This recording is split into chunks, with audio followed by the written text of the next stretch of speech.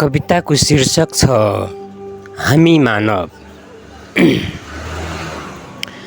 दुखाइमा तर्पिँदै आँसुसँग खेल्ने, हर्षमा प्रफुल्लिँदै हाँसोसँग रम्ने, कतै चोट खाँदै वचन सहँदै मनभरि घाउ बोकी भौतारिँदै हिँड्ने, कतै उत्साहको जोसले रमाई रमाई बाँच्ने, कसैको गरिबीमा हाँस्ने रुने, कसैको सुख सहेलमा डाहा ईर्ष्या गर्व गर्ने, स्वार्थमा कहिले घमण्डी बन्ने कुकार्य गर्ने, कहिले दयालु भावुक मिलनसार सहनशील बनी सबैमा सम्पूर्णताको दिव्य उपदेश छर्ने।